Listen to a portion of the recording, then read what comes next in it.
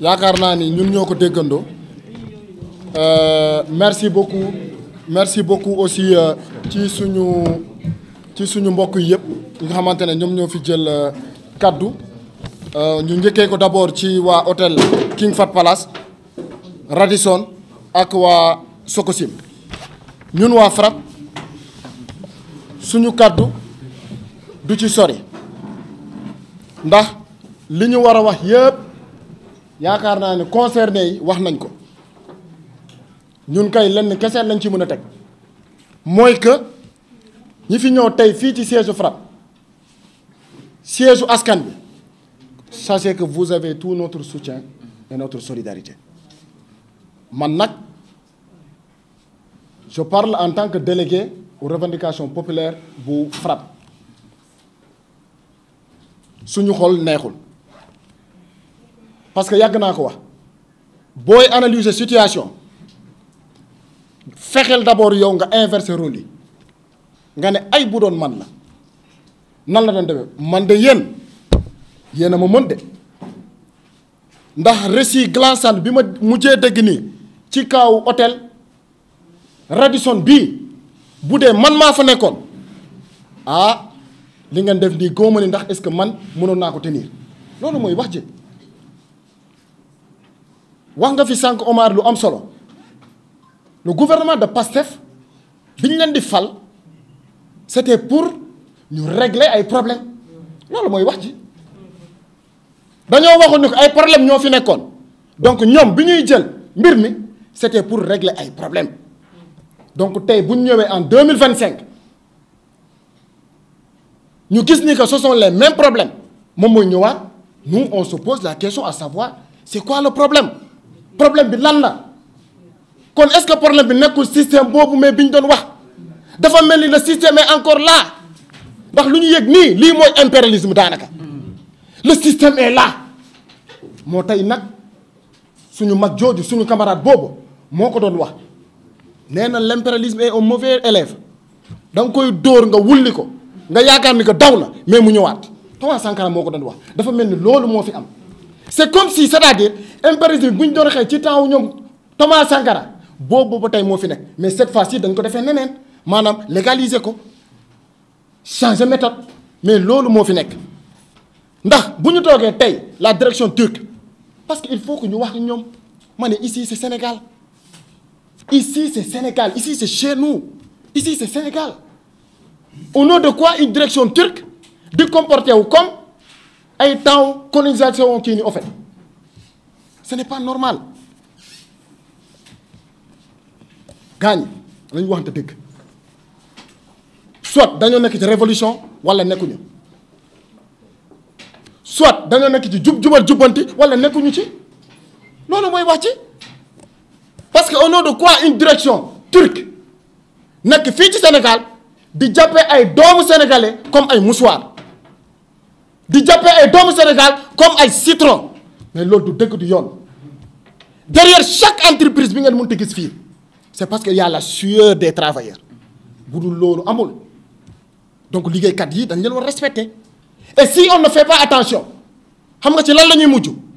d'après configuration mooy bu ma gis nii mooy que les travailleurs là la cheville ouvrière dañ leen di laisser à eux rek c'est-à-dire on va se retrouver à la situation bi nga xamante ne on va plutôt parler que kan moo war a dugg fonction publique ak kan moo warul dugg kii ni on fait fonction publique après les travailleurs on va les laisser à eux-mêmes te loolu ñun duñ ko seetaan liggéeykat sonn na mooy bii yaakaar na yépp gis ngeen ko léegi en fait ci ñun liggéeykat sonn na liggéeykat damm na liggéeykat taay na il y a de cela quelques mois le gouvernement en place ñoo fi waxoon pacte social mais pacte social mënul nekk ci lii c'est ça la réalité en fait mënuñu wax pacte social au moment où des sénégalais ñoo ngi gis seeni droit ñu ngi koy piétiner di ko bafouer te kenn waxul dara parce que mbir mi du ay rañu kese mbir mi soit da ngay appliquer wala appliquer wu parce que ici c'est Sénégal je le répète nous ne sommes pas dans un territoire étranger fii Sénégal la te li nga xamante ne may ñu ko ñeneen fële donc ñun mais waruñu ko accepter fii au nom de quoi Radisson mais imaginez-vous sànq ci wax ji 39 jours ñun dem nañ fa pour xool mais man yaakaaroon naa ni sax mais problème bi kii nañ ko mais réglé nañ ko parce que tout le monde quand même est témoin oculaire ou bien auditif ku ko gisul mais dégg nga ko wala gis nga ko sax ndax mbir mi moo ngi ci TikTok yi moo ngi un peu partout et on continue toujours enfermé de garder enfermé de silence mënul nekk lu ëpp tuuru nag lu ëpp tuuru te waruñu ko mën a seetaan c'est comme si dañoo nekk ci éternel recommencement problème yi ñu doon dénoncé démb loolu lañ fi dénoncé waat encore quand je prends l'examen de King Fahd Palace un dossier qu'on a soutenu wax nañu conférence nañu marché nañu ba tey rien le système est encore là gaañ le système est encore là et ce système là on doit le combattre te combat boobu dooy wax kese moo ko mën a def c'est des actes conférence de presse yi ci la bokk te conférence de presse yi ci la bokk manifestation pacifique yi ci la bokk aussi ñun nag du ñu mus a bàyyi si le gouvernement en place wala ces patrons voyous là ces patrons brouillettes ñi nga xamante ils sont là que leur propre intérêt xalaatuñu liggéeykat yi bu ñu yaakaar ni que ñun dinañu bàyyi ñoo ngi nax seen bopp du ñu bàyyi Sococim je croyais que lii dépassé woon nañ ko au nom de quoi ay groupement de travailleurs jóg pour simple syndicat nga leen di buntu xataal au nom de quoi waa Sococim je vous donne la jurisprudence de Cimenterie du Sahel Cimenterie du Sahel fii la ñu ñëwoon ñu ne doo leen am syndicat dañoo xeex ndax dañ koy faral di wax kuy bëree daan mbir mi loolu la tamee Thomas Sankara moo ko woon wax nee na l'esclave bi nga xamante ne parewul maanaam pour xëy yow na nga bàyyi te yéen nag waroo leen bàyyi du ay intimidation moom moo war a tax au fait mais ngeen bàyyi syndicat dina am par force doole mbaam c'est pas des choses yi nga xamante ne dañ koy négocier ah non on ne négocie pas c'est pas des choses qu'on négocie pas le code du travail est très clair chapitre 8 lu muy njëkk a commencé de la liberté syndicale loolu c'est un droit nag duñ ko yox yi maanaam dañ koy fokkati on l'arrache par force doole mbaam nag loolu dafa war a leer et depuis un certain temps des patrons voyous qu'est-ce qu'ils font dañoo teg en place une stratégie da ngay gis ñu jël benn liggéeykat ñu exploité ko mën a liggéey la ko pendant des années ñu koy passante ce système d'intérimaire là lii war nañ ko mën a xoolaat yàgg naa ko wax le code du travail c'est un code qui date de 1997 mais même si c'est un code qui date de 1997 mais il y a des textes et ces textes là on doit les appliquer les patrons sont libres ils n'ont qu'à renvoyer wante bu ñuy renvoyer nañ ko teg ci yoon maanaam bu ñuy renvoyer nañ ko teg ci yoon ndax buñ ko tegulee ci yoon dinañu gat sam ñoom ba ñu tegaat ko ci yoon loolu mooy wax ci ma répété waat ko si les patrons brouillettes les patrons voyous qui ne respectent pas le droit des travailleurs ne respectent pas le droit des travailleurs ah non dinañu gat sa ñoom dinañu gat sa ñoom ba ñu tegwaat encore mais ci yoon loolu mooy wax ji ñun nag suñu wax nag mais du neex ah oui l'Assemblée nationale dañ leen di interpeller mais c'est quoi ça une Assemblée nationale qui ne prend pas en charge les difficultés des populations est-ce que ci lii lañ leen doon xaar non je suis désolé mbir mi ça ne doit pas se résumer uniquement à dire oui jubal jubbanti le jubal jubbanti aussi ça doit être des actes qu'on doit poser c'est ça la réalité c'est soit nous sommes dans une révolution ou bien nous ne sommes pas dans une révolution et ce système-là on doit le combattre coûte que coûte quitte à ce qu'on y perde notre vie et c'est un système qu'on doit combattre mbokk ñi da ngay wax dëgg boo waxulee dëgg da ngay fenn le FRAPP n'a pas changé et ne changera pas ici c'est chez vous ici c'est chez vous si le gouvernement ne peut pas prendre en charge ses propres enfants c'est au peuple sénégalais de prendre en charge ses enfants c'est ça la réalité ah oui dama ne dañuy nekk sotti révolution wala nekkuñu ci révolution parce que nañ ko waxante rek tu es nommé ministre tu es nommé DG et tu te retrouves dans un milieu où c'est le même système qui était là bi doon combattre ci temps Macky Sall moo fi nekk encore comment est-ce que tu peux faire des résultats mënul nekk tu prends le cas de King Fahd Palace Racine et dans le Sénégal lan la xaar mais ci Racine et on peut changer mais on ne veut pas changer bu fekkee ne Racine moom moo dakk des pères mères soutien de famille ci King Fahd Palace est-ce que Racine bi toog nii il va reprendre ses travaux du leen jël c'est ça la réalité et ce système là on doit le combattre gagner liggéeykat sonn na liggéeykat damm na liggéeykat taay na mbokk ñi ici c'est Sénégal je le répète encore le président Bassirou Diomaye Diakhar Faye il n'a qu'à décrypter ce message-là parce que oui on se rappelle très bien en 2022 2023 2024 si ces jeunes-là étaient sortis en grande partie c'est parce qu'ils avaient espoir à ce gouvernement-là et l'espoir-là ne doit pas être noué. On ne doit pas éliminer, on ne doit pas étouffer l'espoir que ces jeunes ont porté à ce gouvernement-là. Parce que tout le monde espérait et pensait que c'était un gouvernement révolutionnaire. Et si nous sommes en révolution, si on est un très bon révolutionnaire, mais il faut poser des actes. Et je le répète encore, le système est encore là. Et ce système-là, on doit le combattre. On ne peut pas faire des résultats avec ceux-là qui étaient là, qui ont tout le temps piétiné le droit des travailleurs, qui ont opprimé des pères et mères de soutien de famille. Nous sommes au mois d'octobre, à cette heure-ci. Comment se fait-il que des parents ont fait un piquet, ont fait de grève pendant 39 jours et on n'en parle pas? Et on n'en parle pas. Et personne ne dit rien du tout. Et si tout le monde se mettait à la place de ces travailleurs-là, nous sommes en 2025. Un groupe de travail qui demande à mettre en place un syndicat.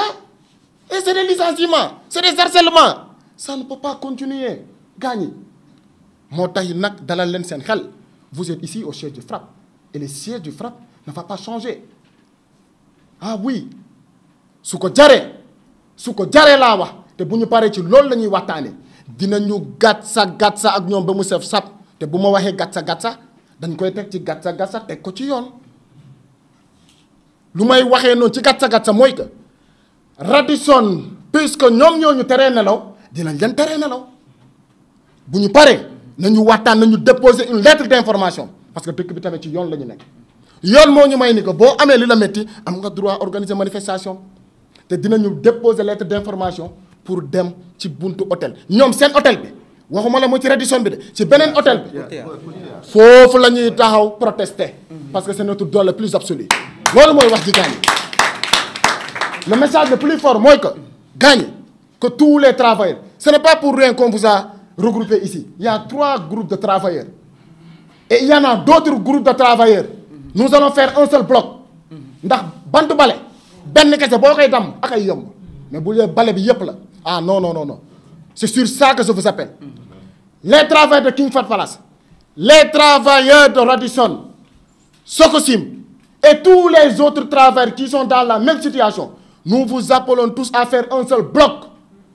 Oui, parce que c'est ensemble que nous pouvons, c'est-à-dire frapper très fort. Parce que l'impérialisme là, parce que ça, c'est l'impérialisme quand même. Des gens ne peuvent pas quitter chez eux, venir chez nous, piétiner, fouiller au pied notre code du travail. Et si c'était chez eux, c'est sûr qu'à cette heure-ci, ça ne passerait pas comme ça. Donc voici les quelques mots forts que le FRAPP, à travers ma modeste personne, voulait dire. Et je réitère encore la position du FRAPP. La position du FRAPP n'a jamais changé. Et cela ne va pas changer aussi. Dans les jours à venir, nous vous informerons de l'heure à laquelle ce grand rassemblement-là va être organisé. Parce que oui, un pacte social a été signé. Mais on a comme l'impression que ce pacte est en train d'être violé. Parce qu'on ne peut pas signer un pacte et après que des patrons voyous continuent de licencier, d'harceler et de piétiner les droits des travailleurs. Et nous interpellons encore une fois de plus le ministre du Travail. Oui, le ministre du Travail, on l'interpelle directement. Il n'a qu'à prendre ses responsabilités. Parce que ces travailleurs-là, c'est la cheville ouvrière.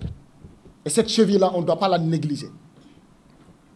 Derrière chaque entreprise bâtie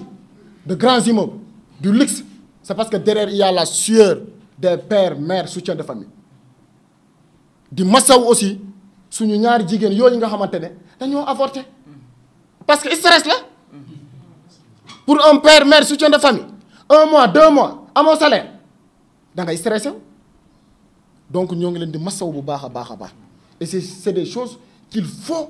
faut obligatoirement corriger nu mu gën a gaawee te à la sortie de cette conférence de presse là ñun dinañu xool naka la ñu mën def lii laa amoon li may wax ci tuuru FRAPP. Je vous remercie ñu jox kàddu gi directement le camarade député Guy Marius Sagna c'est un membre du FRAPP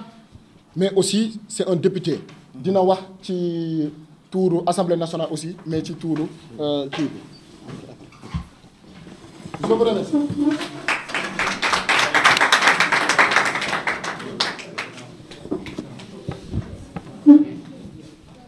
jërëjëf